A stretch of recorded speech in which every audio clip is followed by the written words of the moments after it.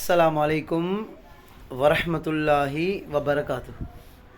அன்பார்ந்தவர்களே, கண்ணியத்தில் நிறைந்தவர்களே, சிறந்தவர்களே, இப்போ 7 ஜெம்மம்னு சொல்லுவாங்களே, 7 ஜெம்மங்கள் இப்படி இருக்கா? இப்போ தமிழ் சகோதரர்கள் கூறுவாங்க, இப்படி உண்மையிலே 7 ஜெம்மங்கள் இருக்கா? 7 ஜெம்மங்கள் என்றால் 7 வாழ்க்கை. 7 வாழ்க்கை. உண்மையிலே இந்த விஷயம் தௌராத்தில் வருகிறது. 7 வாழ்க்கை. அல்லாஹ் ஒவ்வொரு மனிதனுக்கும் 7 வாழ்க்கையை கொடுப்பான். முதலாவது வாழ்க்கை என்னண்டா, ஆலமுல் அருவா, ரூஹுகளுடைய வாழ்க்கை, அதாவது உயிர்களுடைய வாழ்க்கை.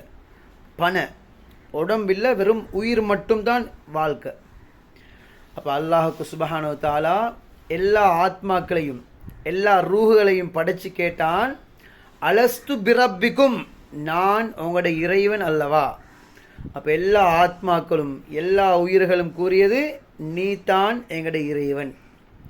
அங்கே அல்லாஹ்க்கு வாக்கு கொடுத்து போட்டு உலகத்தில் அல்லாஹ்க்கு மாறு செஞ்சு அல்லாஹ்க்கு இணை வைத்து எத்தனையோ பேர் வாழ்கிறாங்க. சரி, முதலாவது வாழ்க்கை ஆலமுல் அருவா, ரூஹுகளுடைய உயிர்களுடைய வாழ்க்கை. ரெண்டாவது வாழ்க்கை ஆலமுல் அர்ஹாம், தாயுடைய வயிற்றுக்குள்ள வாழக்கூடிய வாழ்க்கை, கற்பறையில் வாழக்கூடிய வாழ்க்கை. அது 8 மாதம் அல்லது 10 மாதம் வாழ்க்கை. சரி, மூணாவது வாழ்க்கை இந்த உலகத்துடைய வாழ்க்கை. அது அந்த 60 வருஷம் அல்லது 70 வருஷம் அல்லது 80 வருஷங்கள் அல்லது 90 வருஷங்கள் அல்லது 100 வருஷங்கள். சிலவங்க சின்ன பிள்ளைலாம் மூத்தா போகிறாங்க. உலகத்துடைய வாழ்க்கை மூணாவது வாழ்க்கை. நாலாவது வாழ்க்கை கபருடைய வாழ்க்கை. கபருடைய வாழ்க்கை மிக நீளமான வாழ்க்கை. எந்த அளவுக்குண்டா, இப்போ ஆதம் அலைஹிஸ்ஸலாம் உலகத்தில் 1000 வருஷங்கள் வாழ்ந்தாங்க. இப்போ கபருக்குள்ள 10,500 வருஷங்கள் தாண்டிட்டு. இது நாலாவது வாழ்க்கை.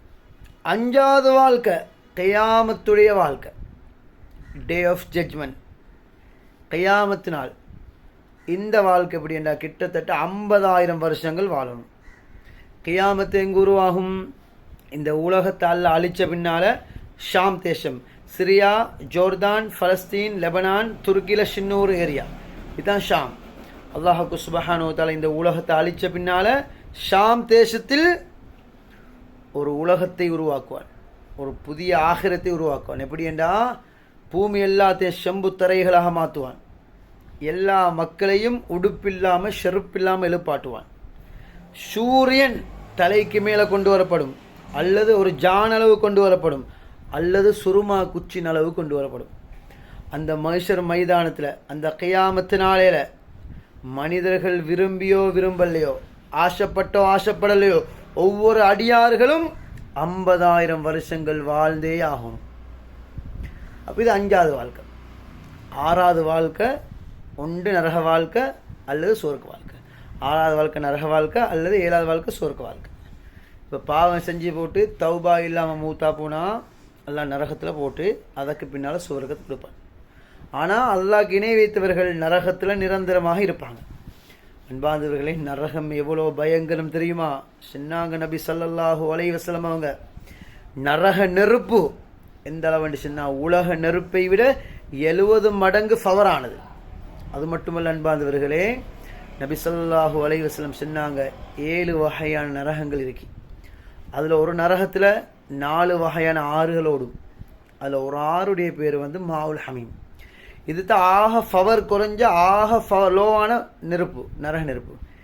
இந்த நெருப்பிலிருந்து ஒரு பானம் எடுத்து 7 வானத்துக்கு மேலால் ஊற்றப்பட்டால் 7 வானங்கள் 7 பூமிகள் அண்ட சராசரங்கள் அனைத்தும் கருகிவிடும் என்பதாக நபி ஸல்லல்லாஹு அலைஹி வஸல்லம் சொன்னாங்க.